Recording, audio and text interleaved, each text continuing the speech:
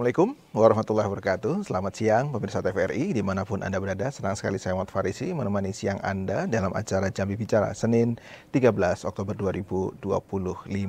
Dan hari ini kita akan membahas mengenai pilar pendidikan anak bangsa, khusus membahas mengenai sekolah rakyat dan sekolah Garuda yang menjadi visi dari Bapak Presiden Prabowo Subianto. Dua narasumber telah hadir di studio TVRI pada siang hari ini. Saya perkenalkan, yang pertama ada Mas Ervan Johan Wicaksana. Beliau adalah pengamat pendidikan sekaligus wakil dekan di FKIP Universitas Jambi. Assalamualaikum, apa kabar Mas Ervan? Terima kasih nih sudah hadir di studio. Ke kampus hari ini? Iya, sibuk di kampus. Tadi langsung dari kampus. Oke, baik. Terima kasih nih. Kita culik sebentar ya untuk membahas mengenai tema kita hari ini. Dan narasumber yang kedua ada Mbak Weni Ira Reverawati. Apa kabar Mbak Weni? Alhamdulillah baik. Ya, Mbak Weni ini praktisi pendidikan sekaligus dosen di Universitas Nurdin Hamzah ya, di ilmu pemerintahan. Baik, terima kasih. Saya ke Mas Ervan terlebih dahulu. Mas Ervan, kalau membahas tema pendidikan ini saya ingat waktu Jepang dibom gitu ya. Kemudian Kaisar nanyain bukan tentaranya, berapa guru yang tersisa kira-kira gitu. Artinya betapa penting pendidikan ini dalam membangun sebuah peradaban, betapa penting pendidikan ini membangun sebuah bangsa. Yang dilihat adalah pendidikannya, artinya gurunya, sekolahnya, kurikulumnya, kira-kira begitu ya. Nah, Indonesia kan sudah berjalan 80 tahun merdeka. Dan sepertinya juga pendidikan kita belum bagus-bagus amat gitu ya, kalau dibandingkan dengan negara-negara yang lain. Nah, Pak Presiden punya Astacita, kemudian salah satu programnya adalah membuat sekolah rakyat dan sekolah Garuda. Di samping memang sudah ada sekolah-sekolah lain yang memang sudah ada, dan ada gratis ya pendidikan untuk pelajar Indonesia. Nah, bagaimana Mas Ervan menanggapi program sekolah rakyat dan sekolah Garuda ini? Ya, baik.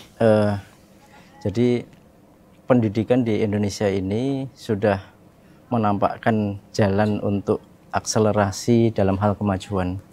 Jadi kemajuannya sudah terlihat sangat pesat ya, mulai dari peningkatan kualitas, kemudian sistem standarisasi, kemudian dukungan-dukungan baik dukungan gizi, kemudian dukungan SDM, guru dan seterusnya. Nah, Indonesia sekarang ini saya melihat melalui Bapak Presiden Prabowo sudah memberikan kebijakan yang sangat baik, fokus dalam hal peningkatan mutu pendidikan gitu. Nah, peningkatan ini saya melihatnya Pak Prabowo pengen melakukannya secara komprehensif dalam hal pendidikan yang standar, kemudian yang umum, kemudian pendidikan untuk anak-anak yang tidak mampu, kemudian pendidikan untuk anak-anak yang berprestasi juga gitu. Jadi semuanya difasilitasi. Pemerintah berusaha untuk memfasilitasi itu. Nah, tentunya kami sebagai pengamat melihatnya ini suatu langkah yang bagus sekali, karena kemajuan suatu bangsa itu tidak akan bisa lepas dari kemajuan pendidikan itu sendiri. Nah, di mana sekarang pemerintah mencanangkan banyak hal, banyak program dalam hal pendidikan. Di antaranya ada sekolah rakyat, kemudian ada sekolah Garuda, kemudian ada MBG, nah, kemudian adanya fasilitas-fasilitas yang didukung untuk kemajuan pendidikan begitu, baik itu smart televisi begitu, kemudian smart board itu, kemudian ada gedung-gedung, pembangunan gedung sekolah, rehabilitasi, renovasi sekolah dan seterusnya. Nah, itu tentunya sangat mendukung sekali dalam hal kemajuan dalam pendidikan untuk mengejar pendidikan di negara-negara maju, supaya Indonesia bisa sama dan bisa berkompetisi dan bisa unggul, tidak kalah dengan negara-negara maju lainnya. Oke. Baik, nanti saya perdalam lagi. Saya ingin mendapatkan pengamatan dari Mbak Weni. Mbak Weni sebagai praktisi pendidikan juga sering ya turun langsung ke sekolah-sekolah ya di pelosok-pelosok, kemudian di daerah-daerah desa terpinggirkan seperti itu. Bagaimana Mbak Weni melihat, apakah memang perlu program ini, sekolah rakyat, sekolah unggul, atau cukup dengan sekolah-sekolah yang ada selama ini, tinggal ditingkatkan kualitasnya? Kenapa harus bikin program khusus misalnya? Gimana menurut Mbak Weni? Ya, kalau menurut saya sekolah rakyat dan sekolah Garuda itu memang diperlukan. Kenapa? Karena indikatornya adalah kebijakan inklusif yang harus diimplementasikan yang harus dibuat dan diimplementasikan oleh negara untuk lebih menjangkau ke orang-orang yang marginal, miskin dan miskin ekstrim tadi ya. Ya, betul. Supaya pencanangan gerakan sekolah dasar ini lancar gitu ya. Ini sangat membantu sih kalau menurut saya untuk sekolah rakyat gitu ya. Bagaimana orang-orang yang dalam kategori miskin dan miskin ekstrim ini dijangkau oleh sekolah rakyat dan mendapatkan pendidikan yang layak, sama sepertinya. Artinya ada unsur inklusif di situ. Konsep-konsep inklusif diterapkan oleh negara melalui kebijakan-kebijakan pendidikan. Ini sangat penting untuk didukung oleh semua orang. Dan untuk sekolah Garuda, saya memikirkan perlu juga. Kenapa? Karena ini untuk mendorong kebijakan pendidikan yang unggul dan berkualitas di Indonesia agar bisa bersaing di tingkat global. Oke, Mbak Weni, menariknya dari kedua sekolah ini justru tidak di bawah Kementerian Pendidikan. Nah, gitu. Jadi sekolah rakyat itu di Kementerian Sosial ya. Dan untuk sekolah Garuda itu di Kementerian Tinggi ya. Di Saintek. Ya. Apa maknanya nih kok ada di dua lembaga itu menurut Mbak Weni? Ya, saya pikir ini soal akses layanan dasar. Kalau sekolah rakyat gitu loh. Bagaimana sekolah ini menjangkau orang-orang yang dulunya tidak terjangkau oleh akses pendidikan. Sehingga dalam kesejahteraan sosial itu perlu dijangkau dan dikembangkan. Karena yang punya data yang miskin tadi Kementerian Sosial gitu kali ya? Iya, seperti itu. Nah, kalau sekolah unggul ini jelas ada kaitannya dengan perguruan tinggi ya, untuk mengembangkan sains tadi, STEM ya. Sains, teknologi, apa tadi? Engineering dan matematik ya. Nah, untuk bagaimana berupaya untuk mengembangkan bidang ini sehingga dari sejak dini gitu ya, dari sejak dasar agar kita bisa bersaing di dunia gitu. Seperti itu sih. Kalau Mas Irfan, penempatan dua kementerian ini sudah pas atau justru menambah panjang birokrasinya? Kenapa tidak di Kementerian Pendidikan saja yang memang membidangi tentang pendidikan gitu, Mas Irfan? Gimana? Ya, kalau saya melihatnya ini sebagai bentuk kreasi dan inovasi ya dari pemerintah. Seperti halnya di sekolah Garuda. Sekolah Garuda ini memerlukan akselerasi yang sangat cepat sekali. Kemudian memerlukan penyampaian pengetahuan teknologi yang sangat mumpuni, yang berdaya saing global. Nah, kemudian terkait dengan kurikulumnya, ini menggunakan kurikulum internasional. Dan di dalamnya ada STEM, Science, Teknologi, Engineering, dan Mathematics tadi. Nah, di mana pemerintah melihat kementerian yang cocok untuk diamanahi dalam program ini adalah Kementerian Dikti Saintek, seperti itu. Nah, sedangkan untuk sekolah rakyat ini adalah sebuah wadah untuk mengakomodir anak-anak calon generasi emas di Indonesia yang mereka mempunyai nasib yang kurang beruntung begitu. Mereka dilahirkan dari kalangan keluarga yang kurang mampu, kemudian mungkin ada yang keluarga yang broken dan seterusnya, yang dimana mereka memerlukan bansos untuk hidup saja, mereka butuh bantuan. Nah, dimana sekolah rakyat ini dititipkan ke Kementerian Sosial supaya Kementerian Sosial ini bisa memberikan pendidikan sesuai dengan karakteristik dari peserta didik tersebut begitu. Oke, Mas Irfan, menurut Mas Irfan kenapa tidak digabungkan saja dengan sekolah yang sudah ada? Kenapa harus ada gedung baru? Kenapa harus ada bangunan baru? Kenapa harus ada semuanya baru? Kenapa tidak sekolah yang ada kemudian ditambah ruang kelas atau apa gitu, Mas Irfan? Ya, ini menurut saya ini sebuah program ya, program dari pemerintah supaya bisa terukur terlebih dahulu, sehingga pemerintah perlu membuat sekolah baru ya, yang tidak dicampurkan dengan sekolah umum gitu, supaya lebih mudah untuk memantau, memonitoring, kemudian nanti mengevaluasi program-program tersebut. Nah, untuk kedepannya ya nanti pemerintah pasti akan mengkaji itu. Apakah ada kekurangan ketika dititipkan ke dua kementerian yang berbeda tadi, ada di Kemendikti-Saintek dan di Kemensos. Nah, pastinya nanti ke depan ada kebijakan-kebijakan lagi terkait dengan hasil implementasi sekolah rakyat dan sekolah Garuda tadi. Oke. Gitu. Saya ke Mbak Weni. Mbak Weni, dulu kan pernah ada ya sekolah kelas khusus, rintisan sekolah berstandar internasional. Kemudian yang pintar-pintar dikumpulin di kelas yang khusus ya, gitu-gitu ya. Dan itu mendapat kritikan justru tidak egaliter lah, istilahnya, tidak membaur, tidak inklusif. Yang pintar sendiri gitu ya, yang kurang sendiri.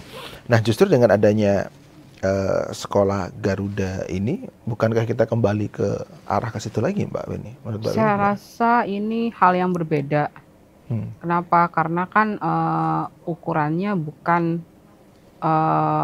masalah personal atau individu anaknya untuk ini anak unggul kemudian dia akan diitukan, tapi enggak. Tapi saya melihatnya adalah gambaran bagaimana mendorong kualitas pendidikan gitu ya, mendorong kualitas pendidikan dan juga nanti ada ini ya, ada dorongan untuk STEM tadi, aplikasi STEM di mereka, kemudian pengabdian masyarakat dan kepemimpinan gitu ya, kepemimpinan serta kewirausahaan ya. Nah, saya rasa ini enggak ini ya, bukan sesuatu yang eksklusif, tapi kita melihatnya dalam skala besar motivasi dari sekolah Garuda ini untuk membentuk kepemimpinan tadi, kemudian mendorong aplikasi STEM gitu ya. Karena mereka, saya yakin pemerintah negara juga sudah akan memetakan potensi-potensi untuk digali masuk ke dalam sekolah Garuda tadi. Oke, baik. Saya ke Mas Irfan lagi. Mas Irfan, kalau kita bicara pendidikan, sebenarnya semuanya penting. Tapi yang paling penting yang mana? Apakah kualitas gurunya, kurikulumnya, atau sarana prasarananya, atau juga lingkungan belajar anaknya dari semua komponen pendidikan? Mana yang paling ya? Semuanya penting, tapi yang paling penting mana? Tapi nanti menjawabnya. Kita sejauh dulu pemirsa. Jangan kemana-mana, tetap di Jambi Bicara.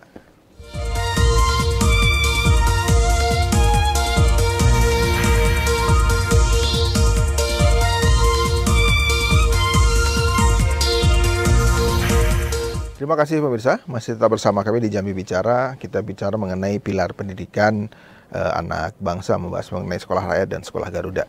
Saya ke Mas Irfan lagi. Mas Irfan, sebagai dosen di FKIP, di wakil dekan juga, kemudian banyak sudah enggak.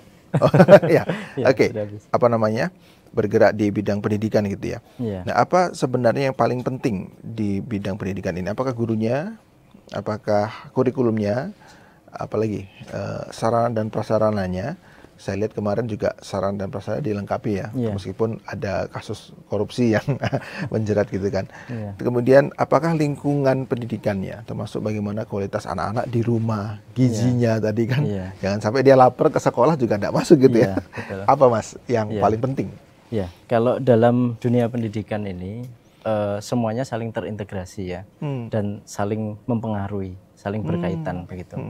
Mulai dari SDM guru. SDM guru ini sangat penting sekali. Nah, guru ini harus mempunyai bidang pendidikan, latar belakang pendidikan yang sesuai dengan apa yang diajarkan. Itu.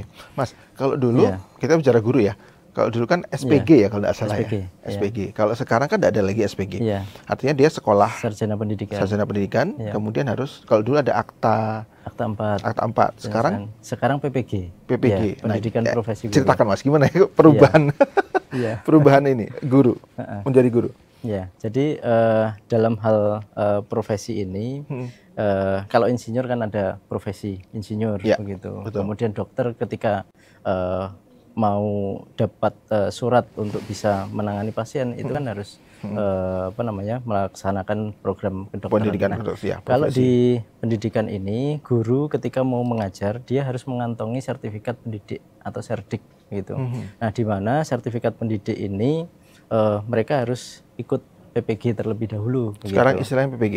PPG, Pendidikan Profesi Guru. Dulu? Ya. Dulu enggak. Begitu lulus S1 mereka bisa mengajar asalkan sarjana pendidikan begitu. Sarjana pendidikan. Nah, sekarang begitu lulus S1 belum boleh mengajar. Ya, harus jadi profesi. Punya sertifikat profesi. Itu. Ya. Berapa tahun itu, Mas? Untuk PPG ini kan ada 2. Ada guru tertentu. Jadi sertifikasi yang dilakukan untuk guru-guru yang sudah mengajar. Gitu. Nah, mungkin bisa honorer, mungkin bisa PNS yang baru masuk menjadi guru begitu. Nah, kalau yang guru tertentu ini namanya guru tertentu ya, yang sudah mengajar, itu waktunya hanya beberapa bulan begitu. Kalau dulu 1 semester begitu, kemudian direvisi, kemudian ada format baru menjadi 4 bulan. Kemudian yang terakhir ini lebih dipersingkat lagi begitu, dengan sistem pembelajaran yang hybrid begitu. Nah, jadi ada kelas online menggunakan learning management system dan ada kelas yang secara virtual Zoom begitu.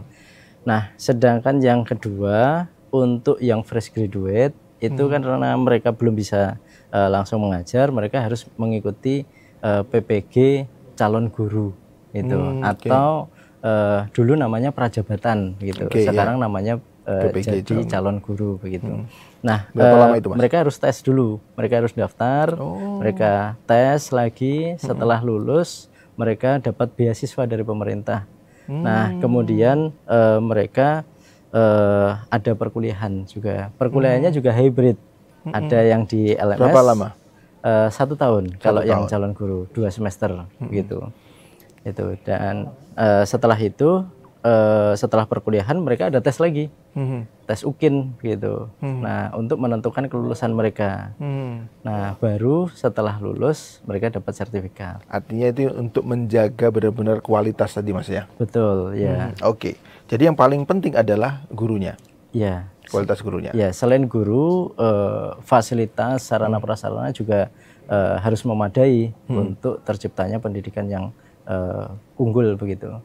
Nah, selain itu faktor-faktor yang lain bisa orang tua yang harus mendukung juga terkait dengan pendidikan anak, menambahkan pendidikan tambahan, memberikan les, kursus dan seterusnya. Tidak membiarkan main handphone terus-terusan. Nah, betul. Gitu ya. Jadi kontrol sistemnya ada, baik dari sekolahan maupun dari rumah. Baik. Gitu. Kembali lagi ke tema kita tentang Sekolah Garuda terlebih dahulu. Di Sekolah Garuda ini tadi kan kurikulum menjadi bagian penting juga ya, selain guru, kemudian kurikulum. Nah, yang fokus di sini adalah Sekolah Garuda ini untuk memberikan fokus kepada siswa yang berprestasi, yang kemudian nanti disekolahkan baik di dalam negeri maupun di luar negeri. Nah, kurikulumnya mix nih. Tadi Mas Irfan juga sampai ada kurikulum nasional dan internasional. Apa ini maksudnya? Kurikulum internasional ini seperti apa, Mas Irfan? Jadi kalau yang saya lihat dan saya baca-baca terkait dengan Sekolah Garuda ini menggunakan kurikulumnya mix tadi. Ada kurikulum nasional diintegrasikan dengan kurikulum internasional begitu. Nah, namun sejauh ini panduan kurikulumnya itu belum bisa diakses begitu, belum bisa diakses. Nah, kalau yang saya ketahui, kurikulum ini mencoba untuk memadukan pendidikan-pendidikan yang berhasil di negara-negara maju yang menggunakan metode pendekatan STEM gitu. Contohnya mana nih Mas? Science, teknologi, engineering, mathematics. Negara mana yang ada banyak negara-negara maju yang yang dicontoh begitu ya. Di antaranya di Amerika, kemudian Finlandia, kemudian China, serta Jepang gitu. Nah, mereka dalam setiap pembelajarannya itu berbasis kontekstual. Nah, kontekstualnya selalu diintegrasikan dengan sains, ya. Jadi pengetahuan-pengetahuan dasar terkait dengan sains, teori-teori dasarnya, kemudian dikenalkan dengan teknologi-teknologi serta implementasi aplikasi penggunaan teknologi tersebut. Kemudian engineering, bagaimana penggunaan engineering itu. Kemudian bagaimana perhitungannya secara matematikanya. Nah itu. Mas, suatu contoh konkretnya gimana? Ya, suatu contoh begini. Ketika kita dulu sekolah di SMA, ada pelajaran pesawat sederhana di mata pelajaran fisika.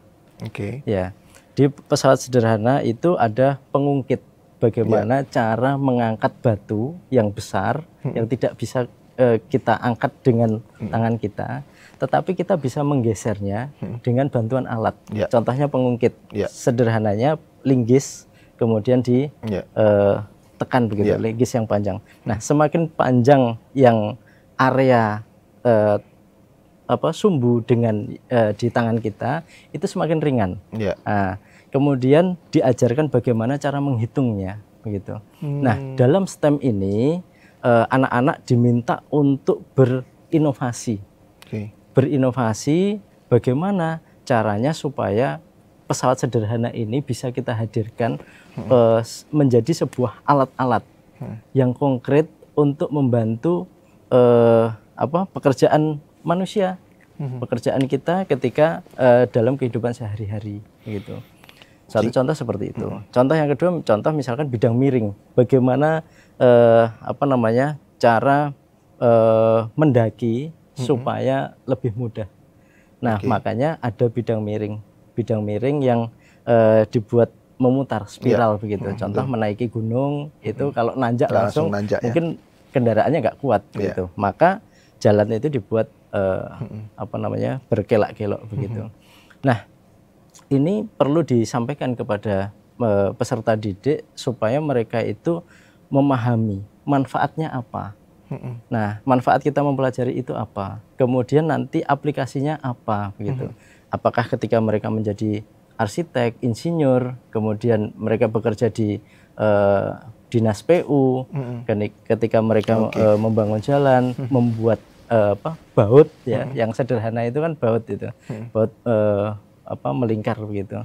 Nah, di dalam pembelajaran yang berbasis STEM ini, mereka diajarkan untuk mencari, mengkreasi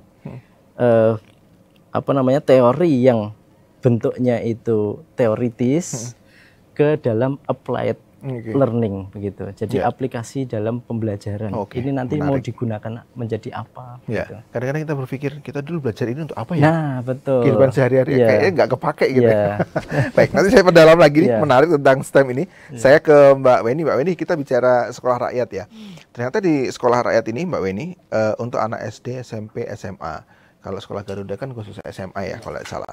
Nah, yang menarik ternyata anak-anak ini boarding ya, artinya dia nginep ya, nginep diinapkan di situ, memang 24 jam berada di lingkungan yang baru, bukan tinggal dengan orang tuanya, bukan full day ya, tapi boarding. Nah, menurut Mbak Weni, apakah model sekolah rakyat yang boarding ini pas, sudah tepat atau bagaimana?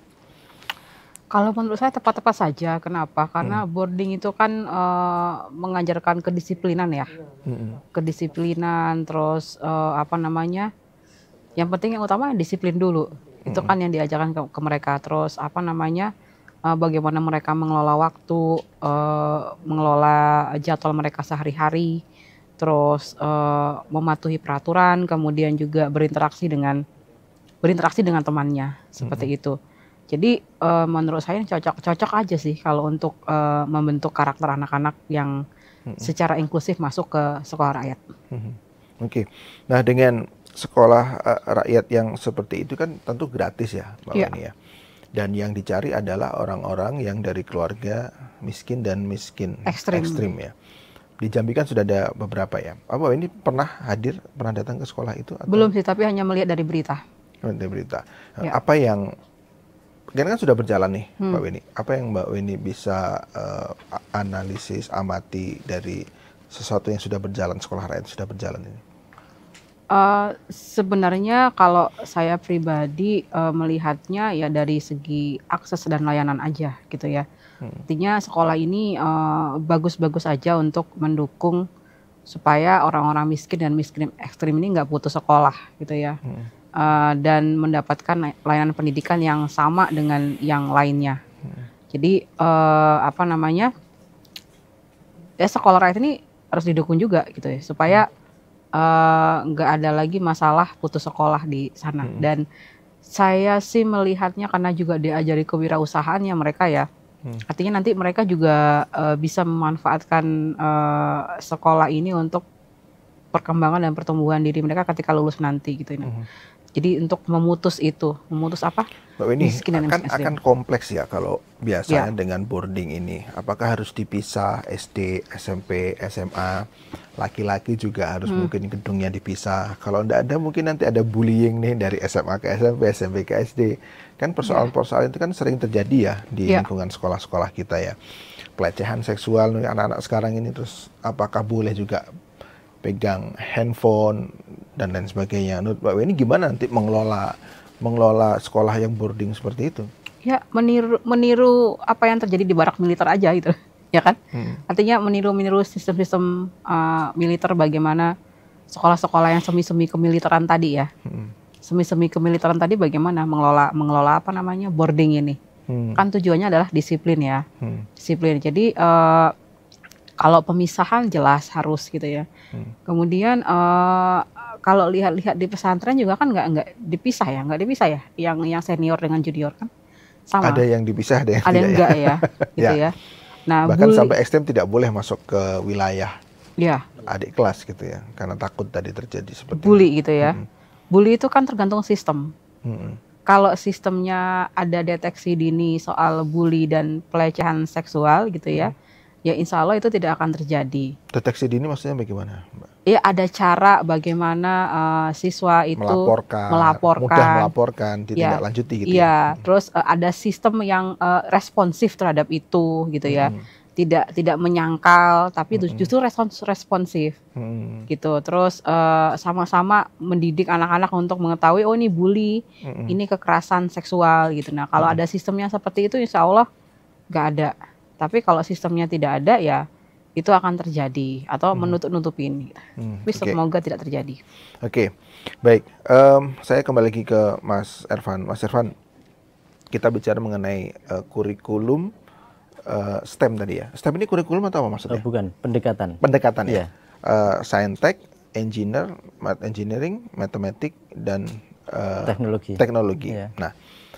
Nah ini apakah sebenarnya sesuatu hal yang baru, Mas Ervan? Apakah di sekolah-sekolah umum itu tidak ada, kemudian ada di sekolah Garuda, atau memang sudah ada tapi lebih banyak porsinya difokuskan? Menurut Mas Ervan gimana? Tapi nanti menjawabnya, Mas. Kita sudah dulu. Pemirsa jangan kemana-mana, tetap di Jambi Bicara.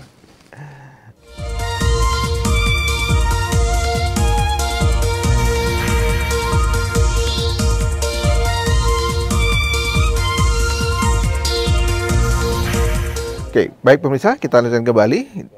Tema kita hari ini membahas tentang pilar pendidikan anak bangsa, sekolah Garuda dan sekolah rakyat. Saya kembali lagi Mas Ervan. Jadi pendekatan yang digunakan adalah pendekatan STEM ya. Science, teknologi, engineering, kemudian matematik. Nah, apakah ini memang tidak ada di sekolah-sekolah umum pada yang lain gitu? Kemudian baru ada di sekolah Garuda ini, Mas Ervan.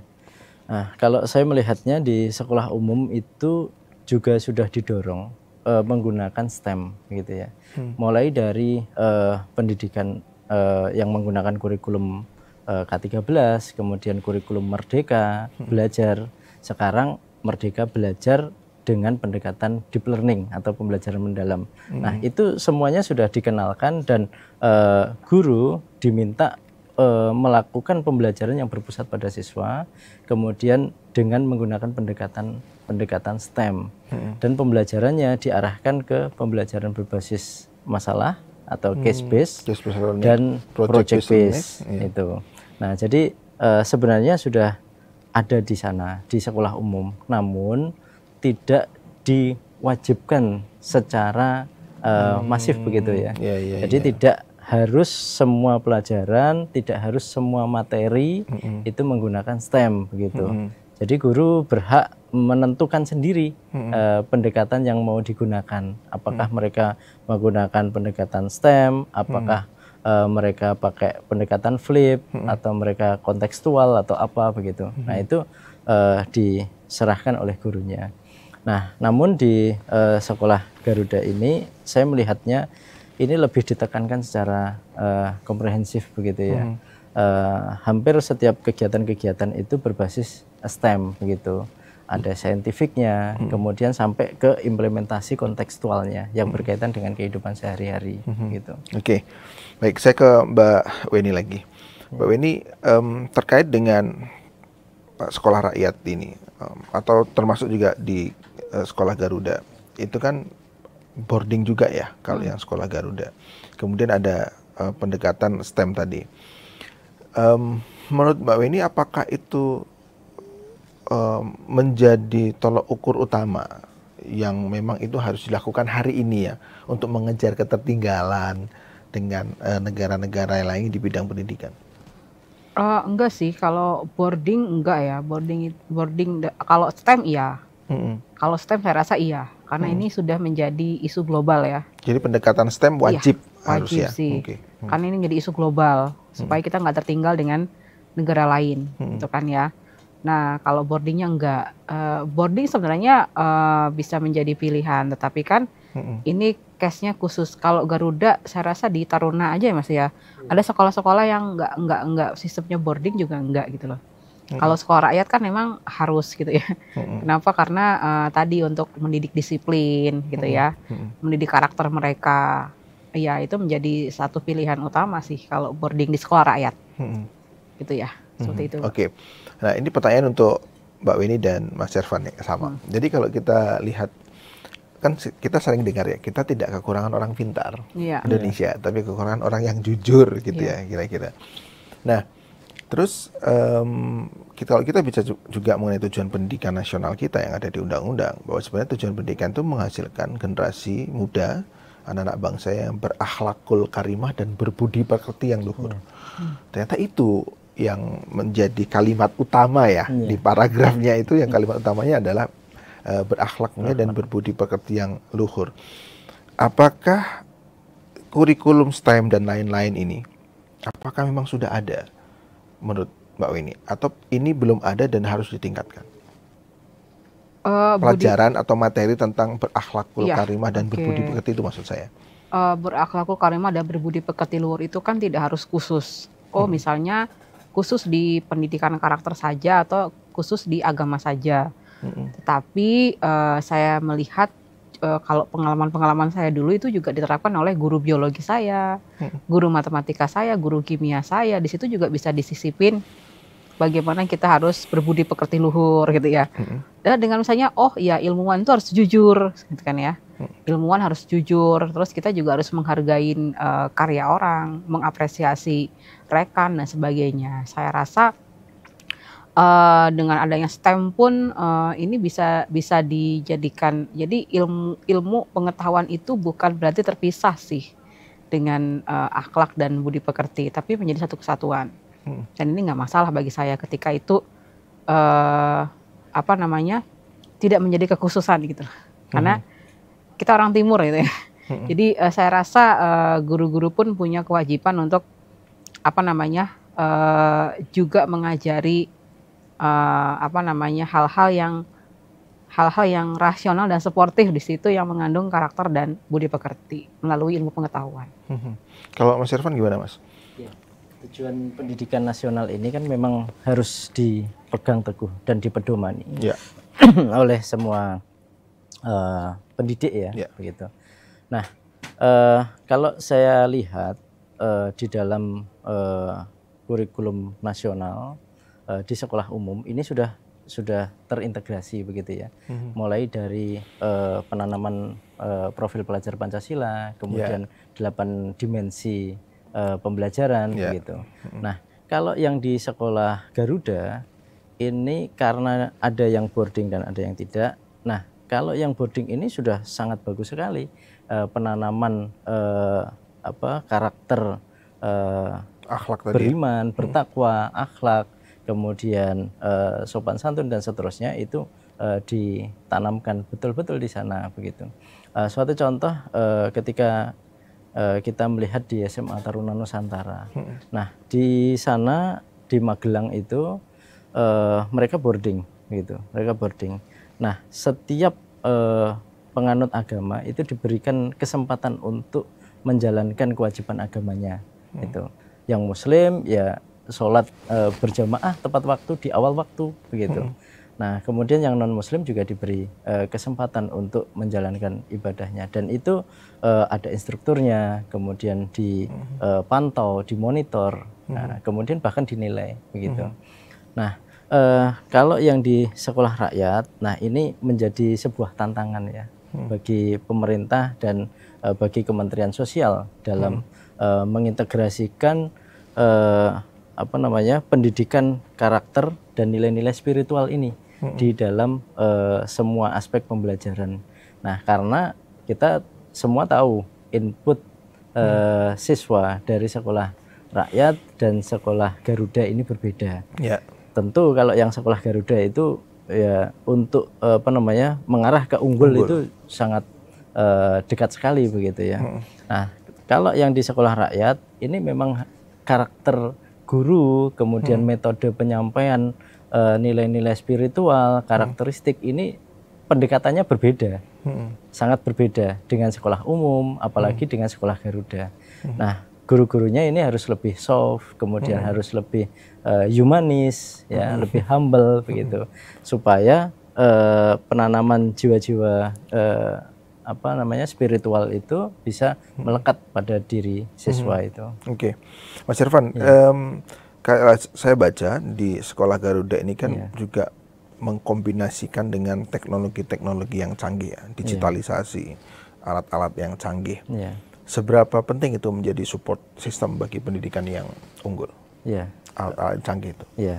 Jadi fasilitas pembelajaran yang memadai ini menjadi sebuah support system ya, yang harus dipenuhi untuk mengejar kemajuan teknologi ya dan perkembangan global gitu. Nah, di mana alat-alat yang diadakan di sekolah tersebut yang berteknologi tinggi itu harus didukung dengan kemampuan orang-orang yang mengoperasikan, di mana di situ ada guru atau laboran begitu ya. Kalau di lab ada misalkan ada mikroskop elektron, nah itu kan luar biasa canggih. Kemudian ada layar monitor, bagaimana cara mengoperasikannya, bagaimana memasukkan preparat kemudian untuk melihat begitu. Kemudian smartboard dan seterusnya. Jangan sampai smartboard ini yang sudah diberikan oleh pemerintah digunakan untuk aktivitas-aktivitas yang lain yang tidak ada hubungannya dengan pendidikan gitu. Nah, jadi dukungan pelatihan. Jadi ketika pemerintah mengadakan alat, ya ini mohon juga disertai dengan pelatihan penggunaannya dan kontrol sistem yang baik, di mana peran dinas pendidikan untuk mengontrol setiap penggunaan alat, kemudian alat itu masih baik apa tidak begitu, itu harus dikontrol secara berkala, jangan hanya ketika sudah dihibahkan sudah lepas begitu saja. Nah, itu harus dilihat apakah ini benar-benar dioptimalkan atau tidak gitu.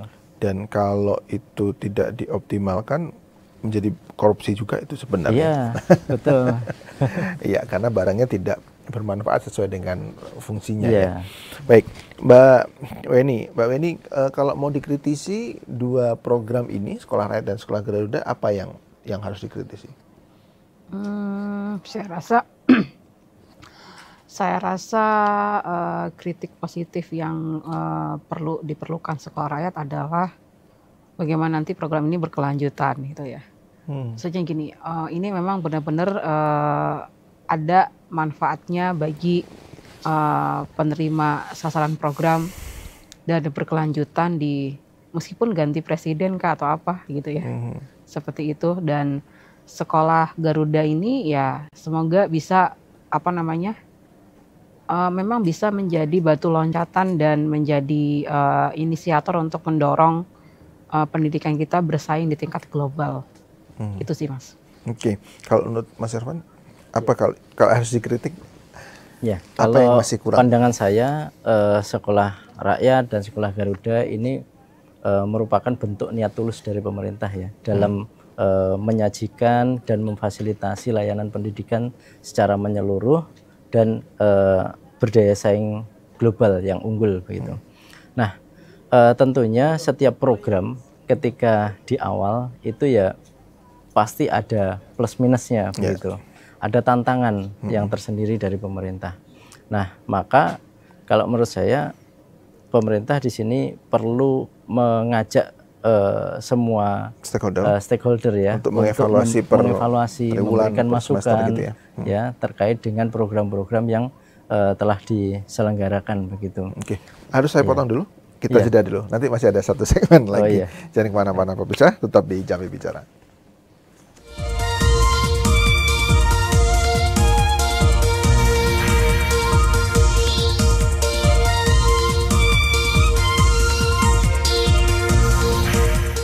Terima kasih pemirsa, kita berada di penghujung Jambi Bicara pada siang hari ini. Tadi sudah banyak kita perbincangkan mengenai Sekolah Rakyat dan Sekolah Garuda. Mbak Weni, apa kesimpulannya? Apa yang ingin Mbak sampaikan mungkin kepada pemerintah ataupun kepada masyarakat? Ya, saya rasa Sekolah Rakyat merupakan salah satu bentuk kebijakan inklusif yang perlu didukung gitu ya. Dan semoga ini bisa benar-benar mengentaskan masalah akses layanan dasar bagi masyarakat miskin dan miskin ekstrim gitu ya. Sehingga SDM kita tidak lagi tertinggal dengan yang lain. Nggak ada lagi diskriminasi seperti itu. Dan Sekolah Garuda saya rasa ini adalah percontohan bagaimana STEM memang menjadi isu di pendidikan kita. Dan semoga juga nanti menciptakan pemimpin-pemimpin baru yang generasi muda ya, yang bisa mewujudkan SDM kita unggul dan bisa bersaing di tataran global. Oke. Terima kasih Mbak Weni. Mas Irfan, terakhir. Silakan. Ya, kalau menurut saya Sekolah Rakyat dengan Sekolah Garuda ini merupakan wujud niat tulus pemerintah untuk mewujudkan pendidikan yang inklusif, kemudian pemerataan pendidikan dan meningkatkan kualitas pendidikan di Indonesia begitu. Nah, kalau menurut saya Sekolah Rakyat dan Sekolah Garuda ini kan belum banyak ya, karena masih di tahun pertama gitu. Ya, nah, harapan saya ke depan supaya setiap provinsi, bahkan setiap kabupaten dan kota itu ada Sekolah Rakyat dan Sekolah Garuda itu. Nah, minimal dalam uji cobanya ya satu-satu dulu kalau anggarannya itu ada gitu. Nah, berikutnya kontrol sistem itu sangat penting sekali. Jangan sampai nanti ada penyelewengan dalam hal pelaksanaannya itu. Baik, cukup. Terima kasih Mas Irfan, terima kasih Mbak Weni sudah hadir di Studio TVRI dan memberikan banyak informasi dan gagasan-gagasan yang terhadap Sekolah Rakyat dan Sekolah Garuda. Terima kasih pemirsa atas perhatian Anda. Saya Muhammad Farisi. Assalamualaikum warahmatullahi wabarakatuh. Sampai jumpa.